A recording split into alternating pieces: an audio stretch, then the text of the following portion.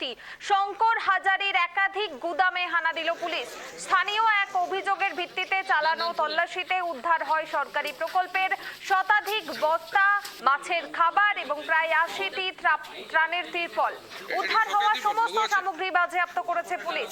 ঘটনার খবর ছড়িয়ে পড়তেই অভিযুক্ত নেতাকে গ্রেফতারের দাবিতে বিক্ষোভে ফেটে পড়েন স্থানীয় বাসিন্দারা।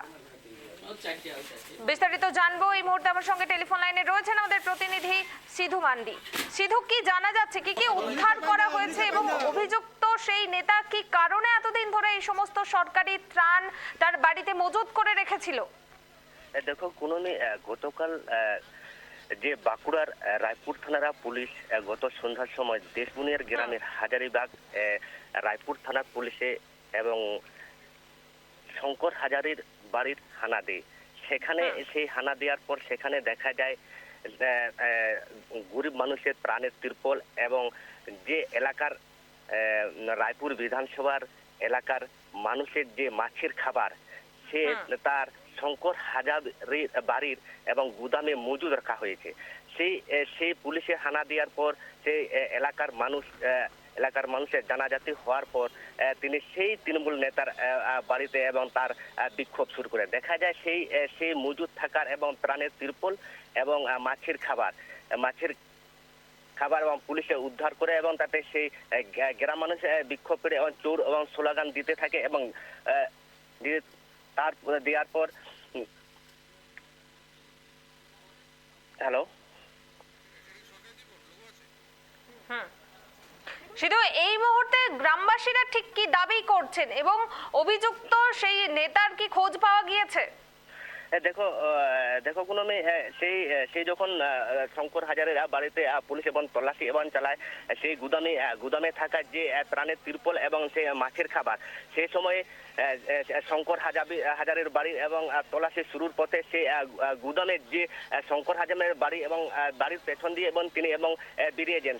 সেই পরিপ্রেক্ষিতে পুলিশ এবং তল্লাশি এবং শুরু করে এবং তাতে দেখা যায় গ্রামের মানুষের বিক্ষোভ এবং ফেটে পড়ে। তাতে সেই শঙ্কর হাজারি বাড়ি তখন বেপাত্তা হয়ে যান। তখন পুলিশ এবং তল্লাশি চালাচ্ছে এই বিষয়ে যে ত্রাণের তিরপল এবং মাছের খাবার কি করে তৃণমূল নেতার বাড়িতে পৌঁছে গেছে, তাই এটা একটা এলাকার মানুষের বড় প্রশ্ন উঠছে।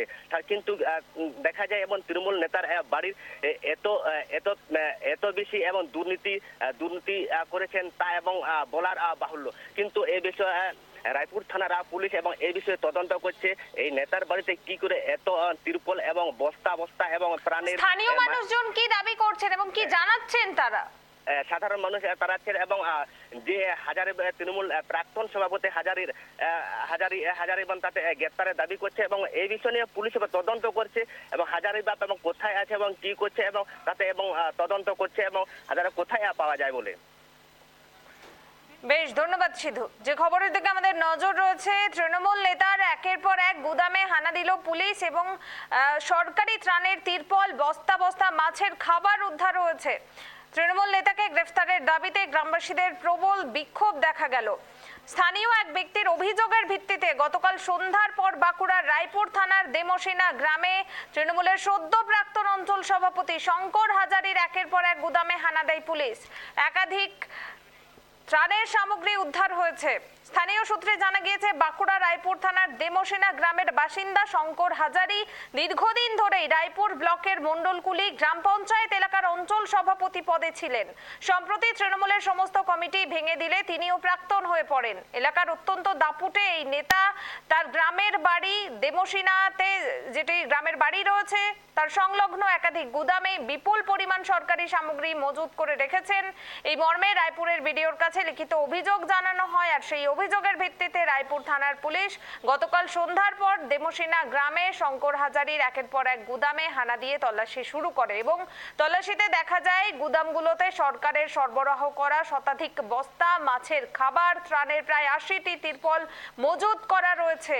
ঘটনার কথা জানাজানি হতেই এলাকার মানুষ ওই তৃণমূলের প্রাক্তন নেতাকে গ্রেফতারের দাবিতে প্রবল বিক্ষোভে ফেটে পড়ে।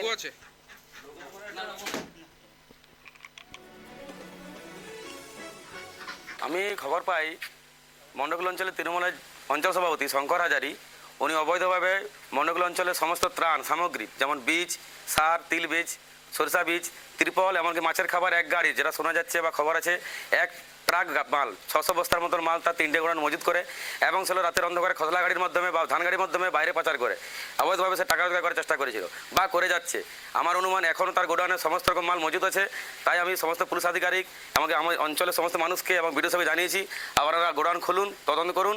যদি তদন্ত তার কাছে সমস্ত তথ্য পাওয়া যায় বা ওই সামগ্রী পাওয়া যায়, ওনাকে গ্রেপ্তার করা হোক, এটাই আমার দাবি। আমরা চাই যেন এর বিহিত করে এবং শাস্তি যেমন এবং কঠোরমূলক শাস্তি যেমন হয়। আমরা জনগণ সবাই আমাদের একটাই অনুরোধ যে গরিব মানুষরা কিছু পায়নি, যা কিছু সব ওই বড় বড় নেতারা সব লুটে খেয়ে নিয়েছে।